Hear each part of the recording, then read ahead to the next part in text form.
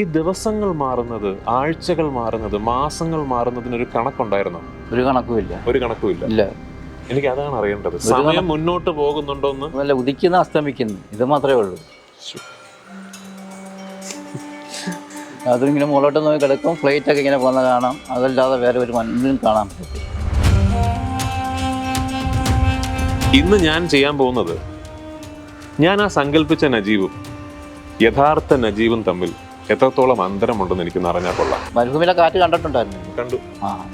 അതുപോലൊന്നും അല്ല അവിടെ. കിടക്കുമ്പോൾ ഞാൻ വിചാരിച്ചത് രാത്രി ഒരു പാമ്പം കാണുമെന്ന് കടിക്കുന്ന അങ്ങ് കടിക്കട്ടെ.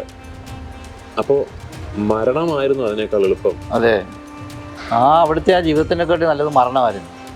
രക്ഷപ്പെടണം, അല്ലെങ്കിൽ രക്ഷപ്പെടാൻ ശ്രമിച്ചു കളയാം എന്നുള്ള ചിന്ത വന്നിട്ടില്ലേ മനസ്സിൽ? വന്നിട്ടുണ്ട്. പക്ഷേ ഇവനെ കൊന്നിട്ട് എനിക്ക് പോകാന്നുള്ള ചിന്ത എൻ്റെ മനസ്സിൽ വരുന്നുണ്ട്. കാരണം എന്ന് പറഞ്ഞാൽ പിന്നെ ജയിലിൽ കിടക്കണമല്ലോ എന്നുള്ള ചിന്ത പിന്നെ അന്ന് മനസ്സിൽ വരുള്ളൂ. അന്ന് എനിക്കൊരു ഒറ്റ അടി വന്നാൽ അന്ന് ആ അടിയോടുകൂടി ഞാൻ ഇതായി പോകും. 3-ാം ദിവസം. 3-ാം ദിവസം ഇപ്പോഴും പിന്നെ കൊല്ലണമെന്ന് എനിക്ക് ചിന്തയായി പോകും മനസ്സിൽ. ഞാൻ ആദ്യം 2019 ആദ്യമായിട്ട് ആ സീൻ എടുക്കുമ്പോൾ എനിക്ക് ഭയങ്കരമായിട്ട് ഈ അറപ്പും, കാരണം ഇതിൻ്റെ ഒരു നാറ്റവും ഒക്കെ ഉണ്ടല്ലോ, ഭയങ്കരമായിട്ട് അറപ്പും ഒക്കെ തോന്നലുണ്ടായിരുന്നു എനിക്ക്. പിന്നെ ആ മണമൊന്നും ഒരു പ്രശ്നമല്ലാതായി. ഒരു പനി വന്നാൽ എന്ത് ചെയ്യും? മരിച്ചു പോകും. അതിന് ദൈവം എന്നുള്ള അല്ല, വേറെ എന്താ? ദേഷ്യമുണ്ടോ ഇപ്പോ? ഇല്ല. ഉള്ളില് ആരോടെങ്കിലും? ഇല്ല, ഒന്നിനോടും ദേഷ്യമില്ല.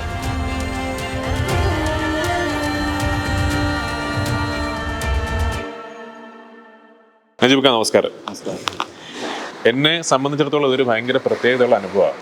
ഞാൻ സിനിമയിൽ എൻ്റെ ഓർമ്മ ശരിയാണെങ്കിൽ 2-3 യഥാർത്ഥ കഥാപാത്രങ്ങളെ, ജീവിച്ചിരുന്നതും ജീവിച്ചിരിക്കുന്നതുമായ കഥാപാത്രങ്ങളെ ഞാൻ അവതരിപ്പിച്ചിട്ടുണ്ട്. ആദ്യമായിട്ടാണ് ഞാൻ അവതരിപ്പിച്ചൊരു കഥാപാത്രത്തെ ഞാൻ നേരിൽ കാണുന്നത്. അതൊരു നടനെന്ന രീതിയിൽ ഭയങ്കര ഒരു ദൈവീകമായ അനുഭവമായിട്ടാണ് ഞാനതിനെ കാണുന്നത്. എനിക്ക് 2008 ഇപ്പോൾ ഏതാണ്ട് 14 വർഷക്കാലമായി. 2008 ബ്ലെസ്സിച്ചേട്ടൻ ആദ്യമായിട്ട് എന്നോടിങ്ങനെ നമുക്ക് ഈ സിനിമ ചെയ്യാം എന്ന് പറഞ്ഞ് വന്നപ്പോൾ ആദ്യത്തെ ചിന്ത, ഇതെങ്ങനെയാണ് ഞാൻ ഈ കഥാപാത്രത്തെ അപ്രോച്ച് ചെയ്യേണ്ടത്? ഞാൻ നജീബൊക്കെ വന്ന് കണ്ട് സംസാരിച്ച് നജീബൊക്കെ എന്താണ്, ആരാണെന്ന് മനസ്സിലാക്കണോ, അതോ ബെന്യാമിൻ ചേട്ടൻ എഴുതിയ നജീബ് എന്ന കഥാപാത്രത്തെയാണോ ഞാൻ മനസ്സിലാക്കേണ്ടത്? അതിനി ബ്ലെസ് ചേട്ടൻ്റെ മനസ്സിലൊരു നജീബുണ്ട്, ആ നജീബിനെയാണോ ഞാൻ മനസ്സിലാക്കേണ്ടത് എന്നുള്ളൊരു കൺഫ്യൂഷൻ എനിക്ക് മുമ്പിലുണ്ടായിരുന്നു. ഒടുക്കം ബ്ലെസ് ചേട്ടന് ഞാനും കൂടെ തീരുമാനിച്ചാണ്, ഈ എഴുതിയ പുസ്തകത്തിൽ നിന്നും ബ്ലെസ് ചേട്ടൻ കണ്ട നജീബിൽ നിന്നും എൻ്റെ മനസ്സിൽ തോന്നുന്ന ഒരു നജീബിനെയാണ് ഞാൻ സിനിമയിൽ ചെയ്യേണ്ടതെന്ന്. അപ്പോൾ ആ നജീബാണ് സിനിമയിലുള്ളത്. ഇന്ന് ഞാൻ ചെയ്യാൻ പോകുന്നത്, ഞാൻ ആ സങ്കല്പിച്ച നജീബും യഥാർത്ഥ നജീബും തമ്മിൽ എത്രത്തോളം അന്തരമുണ്ടെന്ന് എനിക്കൊന്ന് അറിഞ്ഞാൽ കൊള്ളാം. വ്യത്യാസം എന്തായാലും ഉണ്ടാകും, കാരണം നമ്മൾ 2 വ്യക്തികളാണ്, അല്ലേ? നജീബൊക്കെ അനുഭവിച്ച അനുഭവങ്ങൾ ഞാൻ അനുഭവിച്ചിട്ടില്ല, ഞാനത് സങ്കല്പിക്കുക മാത്രമാണ് ചെയ്തത്. അപ്പോൾ വ്യത്യാസങ്ങൾ ഒരുപാടുണ്ടാവും. എനിക്ക് ആദ്യം ചോദിക്കേണ്ട ഒരു ചോദ്യം, കയ്യിലൊരു ഫോൺ ഉണ്ടായിരുന്നിരിക്കില്ല എന്നെനിക്കറിയാം, കാലഘട്ടം അതാണല്ലോ. അന്ന് അവിടെ എത്തിയപ്പോൾ കയ്യിലൊരു വാച്ച് ഉണ്ടായിരുന്നു, ഓർമ്മയുണ്ടോ? ഒരു വാച്ച് എൻ്റെ ഉണ്ടായിരുന്നു. പക്ഷെ അത് അവിടെ ചെന്ന് ഞാൻ ആ അനുഭവം ഈ ഇതെല്ലാം കണ്ടു വന്നപ്പോൾ തന്നെ എൻ്റെ ഈ മൈൻഡ് അങ്ങ് പോയി, മൊത്തം പോയി. കാരണം ഈ അവിടെ ഒരു ഭീകരജീവിയെ പോലെ ഇയാളിവിടെ നിൽക്കുന്നതും ഇത് ആടനിലവിടെ കാണപ്പോൾ തന്നെ എൻ്റെ ആ സ്വയബോധം കൂടുതൽ നഷ്ടപ്പെട്ടു പോയി. അപ്പോൾ വാച്ച് ഉണ്ടോ എന്ന് ഞാൻ ചോദിച്ചതിൻ്റെ പിന്നിൽ എൻ്റെ ചേതോവികാരം, നമ്മൾ ഈ ഇത്രയും സന്നാഹങ്ങളായിട്ട് 10-200 പേരും ക്യാമറകളും മൊബൈൽ ഫോണുകളും വാച്ചുകളും എല്ലാം ഉണ്ടായിട്ടും ഈ സിനിമയുടെ ഷൂട്ടിംഗ് തുടങ്ങിയിട്ട് കുറച്ച് കഴിഞ്ഞപ്പോൾ, മരുഭൂമിയിൽ ഷൂട്ടിംഗ് തുടങ്ങി കുറച്ച് കഴിഞ്ഞപ്പോൾ എനിക്കെൻ്റെ മനസ്സിൽ തോന്നിയൊരു കാര്യം, എല്ലാ ദിവസവും ഒരുപോലെയാണ്.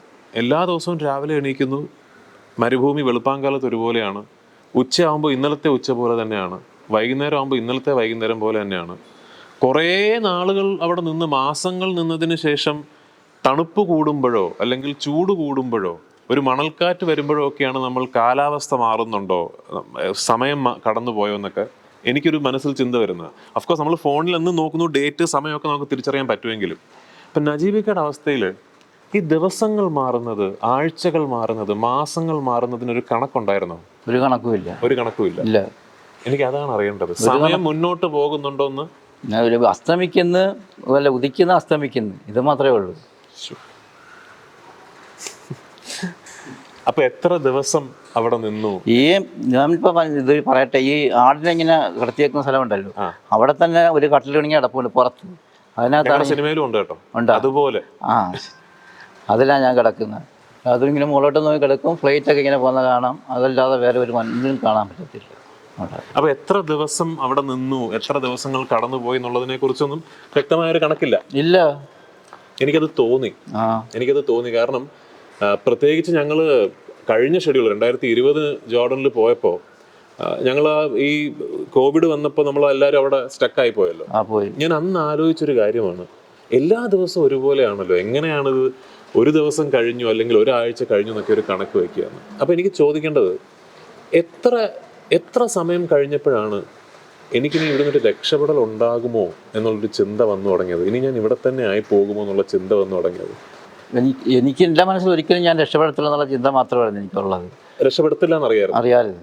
പിന്നെ ഞാൻ ഇനി വിളിക്കാനുള്ള ദൈവങ്ങളൊന്നുമില്ല. എല്ലാ ദൈവങ്ങളെയും വിളിച്ച് ഇങ്ങനെ ഇങ്ങനെ വന്ന് രക്ഷപ്പെടുത്തിക്കൊണ്ട് പോകുന്നു.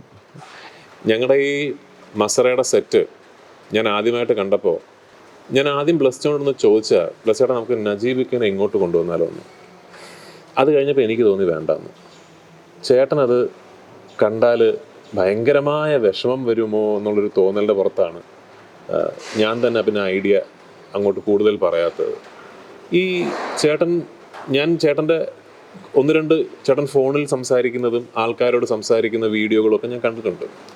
അതിലൊരു കാര്യം എന്നെ ഭയങ്കരമായിട്ട് എൻ്റെ മനസ്സിലിങ്ങനെ തങ്ങി നിന്നത്, ചേട്ടൻ ഏതൊരു സൂപ്പർ മാർക്കറ്റിൻ്റെ മുമ്പിലോ മറ്റോ ഒന്നാണ് ചേട്ടൻ സംസാരിക്കുന്നത്, ആരോടോ ആണ്.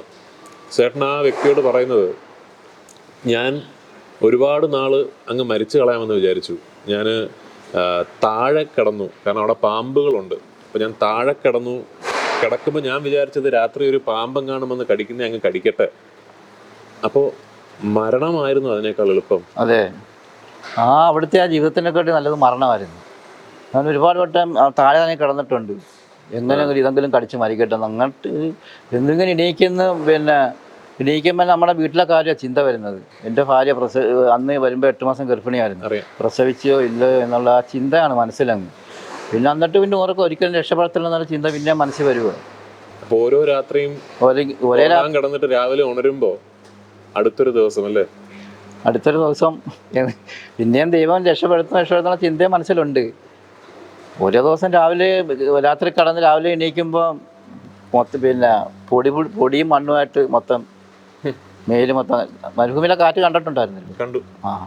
അതുപോലൊന്നും അല്ല അവിടെ. അല്ല, ഒന്ന് ആലോചിക്കണം, ഞങ്ങൾ മരുഭൂമിയിലെ കാറ്റ് കാണുമ്പോൾ ഞങ്ങൾക്ക് ഓടിക്കേറി ഇരിക്കാൻ ടെന്റുകളും വണ്ടികളും ഒക്കെ ഉണ്ട്.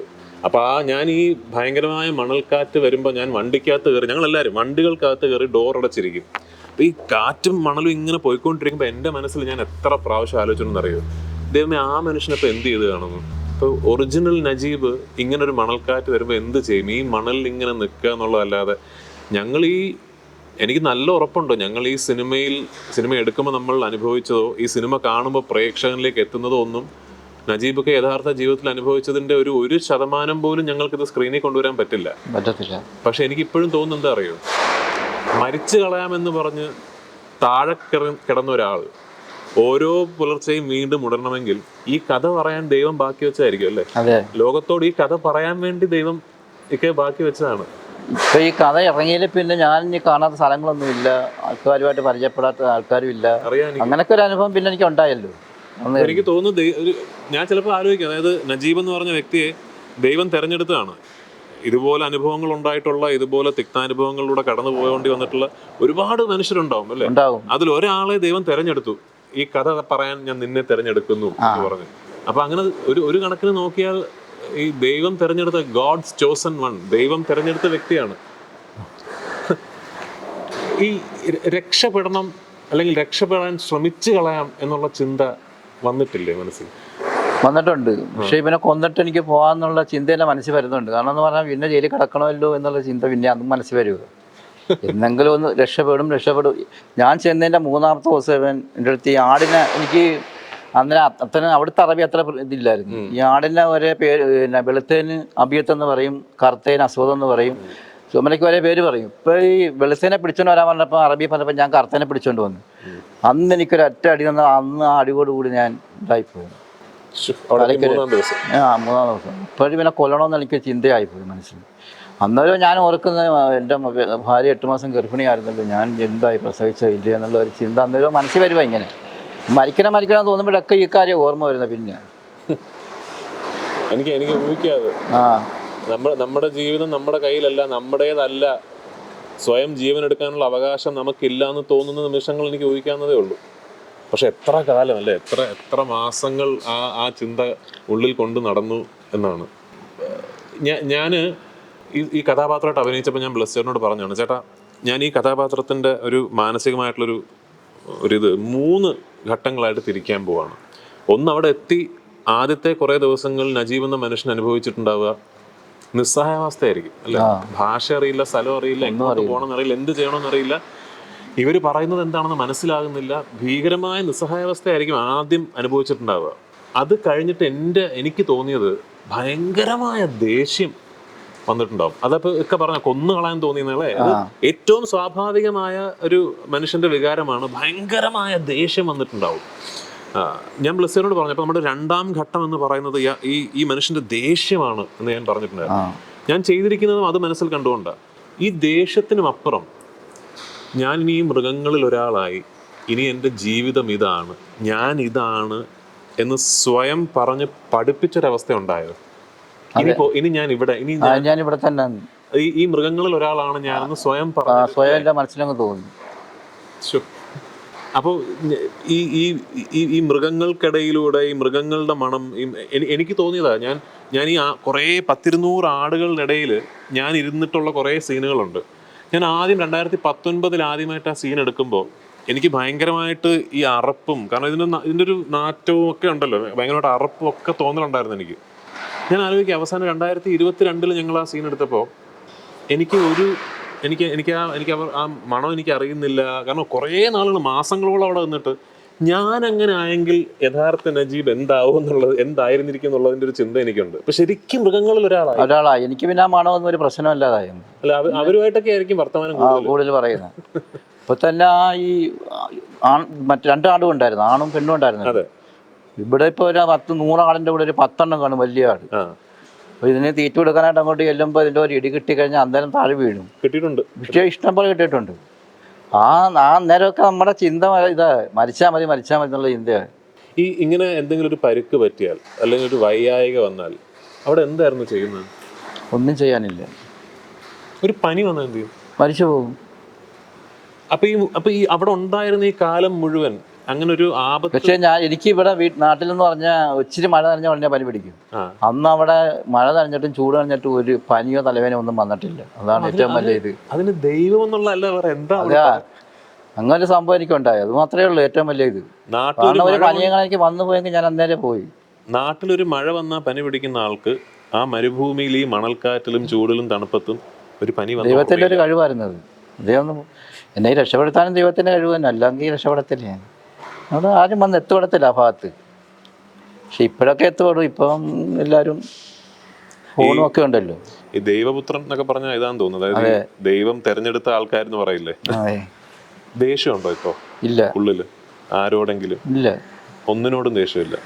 എനിക്ക് ഇപ്പോഴും അവിടുത്തെ അറബിയോട് ദേഷ്യം തന്നെ ഇപ്പോഴും. അല്ല, എൻ്റെ ജീവിതത്തിൽ ഇങ്ങനെ സംഭവിച്ചു, ജീവിതത്തിന്റെ ഒരു വലിയ കാലയളവ് ഞാൻ ഇത്ര അനുഭവിച്ചു എന്നുള്ളതിനോട് ദേഷ്യമുണ്ടോ? പക്ഷേ അത് കണ്ടതിന് ഇപ്പം ഞാനിവിടെ ഈ നോവൽ എഴുതിയാൽ പിന്നെ ഞാനും അതിനെക്കാട്ട് ഒരുപാട് സന്തോഷിക്കുകയും ചെയ്തിട്ടുണ്ട്. മനസ്സിൽ നിന്ന് ദേഷ്യം പോയി അല്ലേ? ആടുജീവിതം സിനിമയിൽ ഞങ്ങളെടുത്തൊരു സീനുണ്ട്. അവസാനം തിരിച്ച് ഇന്ത്യയിലേക്ക് വരുമ്പോൾ ഞാൻ അഭിനയിച്ച നജീബ് ഈ പ്ലെയിനിൻ്റെ പടി കയറി പ്ലെയിനിലേക്ക് കയറുന്നതിന് തൊട്ട് മുമ്പ് ഇയാൾ തിരിഞ്ഞ് നോക്കുന്ന ഒരു സീനുണ്ട്. തിരിഞ്ഞ് ഇയാൾ ഈ സിറ്റി നോക്കുന്നത്, ഇത്രയും വർഷം ഇയാൾ ഇവിടെ നിന്ന് ആ സ്ഥലത്തെ ഇയാൾ നോക്കുന്ന അപ്പോൾ എനിക്ക് ആക്ച്വലി ആദ്യം ഞാൻ വിചാരിച്ച ഇയാൾ എന്തായിരിക്കും ഇയാളുടെ മനസ്സിലുണ്ടാവുക? ഈ സ്ഥലത്തിനോടും ഇവിടുത്തെ ആൾക്കാരോടും ദേഷ്യമാണോ? അല്ല, അന്നേരമൊക്കെ വെറുപ്പ് തോന്നുമല്ലേ? അതെല്ലേ, ചേട്ടന് ദേഷ്യമായിരുന്നു. പിന്നെ ഇനി എന്തെങ്കിലും അവിടെ പോയി ആ സ്ഥലങ്ങൾ കാണാൻ ഒരു അവസരം കിട്ടിയാൽ പോവോ? ഇല്ല. ഒരു പേടി സ്വപ്നമാണ്. അതെ, അതൊരു പേടി സ്വപ്നം തന്നെ. ഇനി പോകത്തില്ല അവിടെ. ഇപ്പോഴും സ്വപ്നങ്ങൾ വരാറുണ്ടോ അവിടുത്തെ? ഞാനിപ്പോൾ ബഹ്റൈനിൽ ചെന്നിട്ട് ഇതുപോലെ കച്ചായിന്ന് ഈ പാട്ടയൊക്കെ പറക്കുന്ന ജോലിയായിരുന്നു അവിടെ. എന്നാലും എനിക്ക് സ്വർഗം കിട്ടിയ ജോലിയായിരുന്നു അവിടുത്തെ അപേക്ഷിച്ച്. ഇപ്പോഴും സ്വപ്നം കാണാറുണ്ടോ ആടുകളെയും? പിന്നെ ഉണ്ട്, മരുഭൂമിയൊക്കെ ഉണ്ട്. അവിടുത്തെ ആടുകളെയും അവിടുത്തെ മണങ്ങളും അവിടുത്തെ ഭക്ഷണവും ഒക്കെ അത് ഓർമ്മയുണ്ട്. ഇപ്പോഴും ഓർമ്മയുണ്ട്, ഒരിക്കലും മറക്കാൻ പറ്റത്തില്ലല്ലോ. മക്കളോടൊക്കെ പറഞ്ഞിട്ടുണ്ടോ അത്? ആ നോവൽ ഇതെന്ന് ഈ നോവൽ ഇറങ്ങിയ പിന്നെ ഇവരെല്ലാം ഫുള്ളായിട്ട് ഇതൊക്കെ അറിയുന്ന സംഭവം. കുടുംബം പോലും, കുടുംബം പോലും, ഭാര്യ പോലും ഇങ്ങനെയൊക്കെ ആയിരുന്നു സംഭവം അവിടെ നടന്നേന്നൊക്കെ ഇപ്പൊ അവരോടെല്ലാം പറഞ്ഞിട്ടുണ്ട്, എല്ലാം അവർക്കെല്ലാം അറിയാം. പറഞ്ഞിട്ടുണ്ട്, എല്ലാവർക്കും അറിയാം. അച്ഛൻ ഇങ്ങനെ ഒരു വളരെ സ്പെഷ്യൽ മനുഷ്യനാണ് എന്ന് എല്ലാവർക്കും അതൊക്കെ അറിയാം. അറിയാം. എന്തായാലും ഒരുപാട് സന്തോഷം ചേട്ടാ. ഞാൻ ഈ സിനിമ ചെയ്യുന്നതിന് മുമ്പ് ഞാൻ ചേട്ടനെ പരിചയപ്പെട്ടിട്ടില്ലായിരുന്നു. ഞാൻ പറഞ്ഞ പോലെ ഇല്ല, എൻ്റെ സങ്കല്പത്തിലെ നജീബിനെ ഞാൻ അഭിനയിച്ച് ഫലിപ്പിക്കാൻ ശ്രമിച്ചിട്ടുള്ളത്. ഞാൻ അഭിനയിച്ച നജീബും ചേട്ടനും തമ്മിൽ ഒരുപാട് അന്തരങ്ങളുണ്ട്. പക്ഷെ ഞാൻ അഭിനയിച്ച നജീബ് ചിന്തിച്ചതും ചേട്ടൻ ചിന്തിച്ചതും ഒരുപാട് അടുപ്പമുണ്ട്. അപ്പം അതിൽ വലിയ സന്തോഷം.